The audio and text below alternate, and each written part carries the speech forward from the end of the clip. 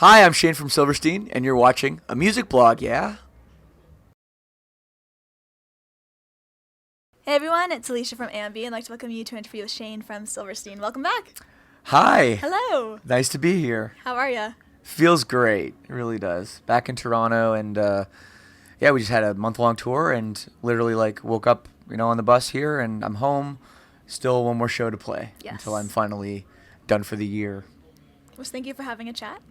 Thanks for, it's nice to be here.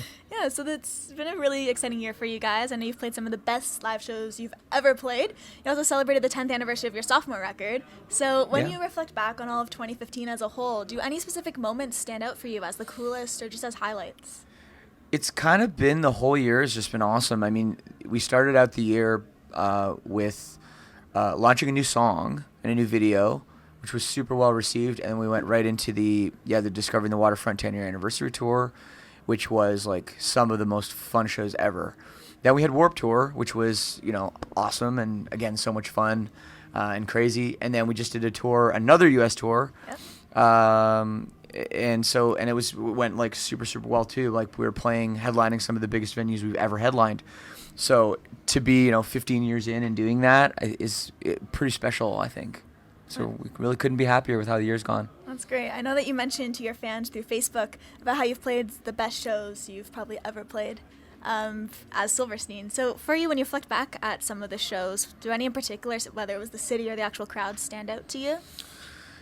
Yeah, I mean, even the last time we played Danforth on that Discovering the Waterfront tour, that was such a special show, and I think it's the first time we ever played here. To the people watching, we're in the dressing room of the Danforth. Yes. So we wanted to put together this festival, and we wanted to do it here just because we really it's such a great vibe here when we had the show. Venue. So it's it was just really, really awesome, and that was probably the best show of the whole year until maybe tonight might top it. So let's hope. I'm really pumped I think it's got a chance. Let's discuss the reason we're here. Yeah. Stay Warm Toronto. That's right. Awesome festival that Silverstein put on. Can you just tell me a little bit about the festival and what it means to you? Yeah, well, we've had this idea for a while to do just kind of like a mini fest and get some of our friends to play. And I had the idea, actually, we were just kind of in Europe, and I just kind of was like, maybe we should do a Christmas show and get our buddies. And so we asked the Cancer Bats, and they were down, and Beartooth and Seaway, and the lineup came together pretty easily, actually. And we called up our friend that runs the shows here, and it was just put it all together, and then we came up with a name. And that's simple. It was pretty easy, yeah. Jeez. It was pretty easy, and it's gone really well. I mean, for the first year of a festival, because obviously it's a branding, and we hope to do this every year. Yeah. But for the first one, I think we have over 1,000 tickets sold, which is really, really solid. Yeah, for sure. So we're really happy. And about the festival, you mentioned coming up with the name there. Yeah. Did it come really simply? No, that was the hardest part, I think. Yeah, I don't remember what we had. We had oh God, we had some funny ones. We had one Frosty. I can't remember the name. No, but it was that was the biggest debate, I'd say. I remember on the group chat, we were all arguing about what the name should be, and then somebody was like, "How about Stay Warm?" And we're like, simple to the point. Okay. And then the artist drew the ad mat with the snowman, and it worked out perfectly. No, it all came together for sure. Yeah. You shared with people how you're pretty much trying to always mix up your set lists when you play live. Yeah, we do. Do you have anything special for tonight? We do have something special, okay. Yes. I'm not going to ask you to ruin it. No, I don't want to spill it. I won't spill the beans, no. But yeah, it's going to be fun, and I think what's really cool is a lot of the bands that are playing, and a lot of other bands from Toronto area are coming out just to hang out. Yeah. So there's going to be some cool cameos on stage, I think. Oh, cool. So it'll be for the fans that have come out, they're going to really enjoy, I think, our set and some of the other bands' sets as well.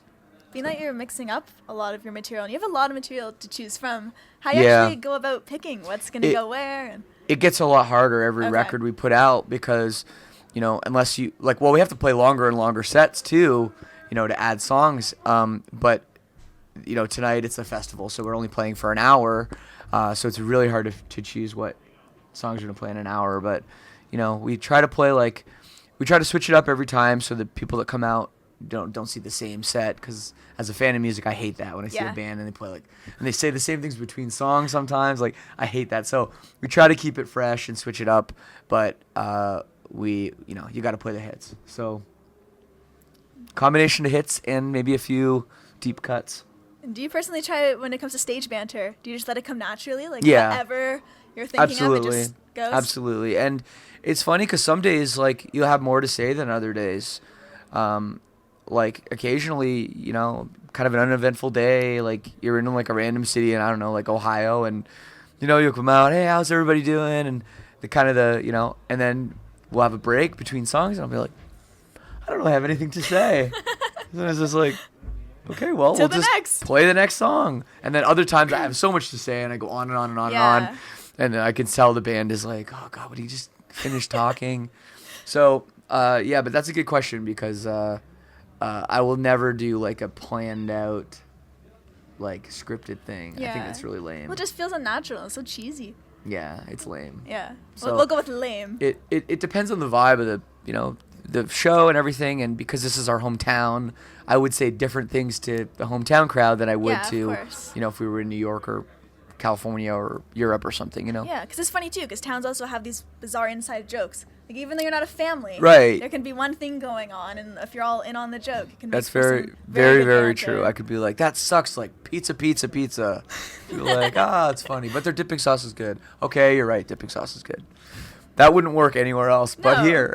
And I want to bring up your newest release, I'm Alive and Everything I Touch. It was released earlier this year when we first spoke, like the very start of the year. So when it comes to this album, since it was released months back, have you started conceptualizing anything new? I know you mentioned taking some time off after this last show, but maybe no, a little bit? There's been absolutely no thought at all about any new music. Not to say there isn't going to be more. There is. We've just been in, like, tour mode, and we've always been a band that we've separated that stuff. We've never tried to write records on the road. When it's time to write, we come home, we get in our practice space, and we jam and we work on it. And when we're on the road, we focus on live. So that's how it is for us. And I'm sure once we have a couple months off now, we're gonna chill. And I mean, we go a little stir crazy if we sit around too long. And I'm sure, like, I'll be playing some riffs and writing some stuff, and I'm working on some music of my own too. So we'll be busy enough. And cool. Next year we'll be back on tour. That's awesome. That last album was actually a concept album. Yeah. We discussed how writing a concept album could be a little bit agonizing. Mm-hmm. Do you think that's a approach you'll take in the future again? Oh yeah.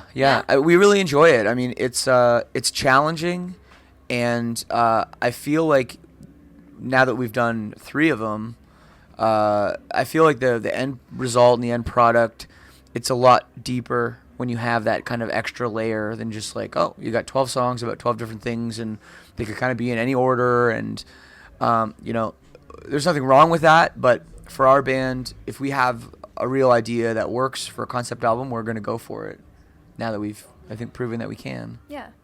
And I came across something you now have, very new, the Lead Singer Syndrome podcast. Yeah. How did that whole thing come about? Something you wanted to do for a while?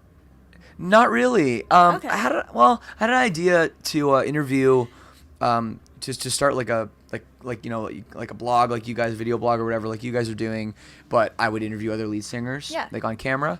And I thought Lead Singer Syndrome was just like a hilarious name to call it. And then I started kind of thinking about maybe getting it going, and then realized that doing it in a podcast format when it's just audio is a lot easier, because we don't have to be in the same room. Yeah, Tour Life, they're all over the place. Right, so it's a lot easier. And also a podcast being like a longer format allows people to go like further in depth than just the standard interview questions. But it's worked out really well. I find I've done about 10 to 12 interviews now with different other lead singers, and I find they're maybe a little more likely to open up to me because they can kind of relate. Yeah. To we can relate because we've gone through the same things generally, and so far it's been great, and like the feedback from everybody has been just overwhelming. So yeah, leadsingersyndrome.com. Check it out. Who is your one dream interview? If you could have a conversation with someone for 10 minutes, 15 minutes, who's that one lead singer you would just love to chat Paul with? McCartney. Really? Yeah, for sure. Okay, 100%. very cool. He's probably my favorite all-time musician, and just the wealth of knowledge that guy has. Yeah, 10 to 15 minutes wouldn't cover it though. It would have to be like at least an hour. So yeah, that would be it'll never happen ever. Never no matter say what. never. No, it will never happen, and that's fine. But I do really want to expand it to be a little more out of my comfort zone, where I'm interviewing not just people I know and not just bands from like the scene or whatever.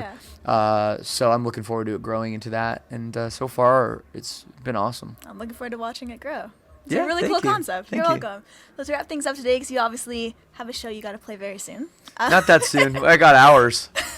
We're not on until We can 10. talk for hours. For all of your fans who will be viewing, anything you want to say or shout out to them? No, just thank you, especially all our fans here in the GTA.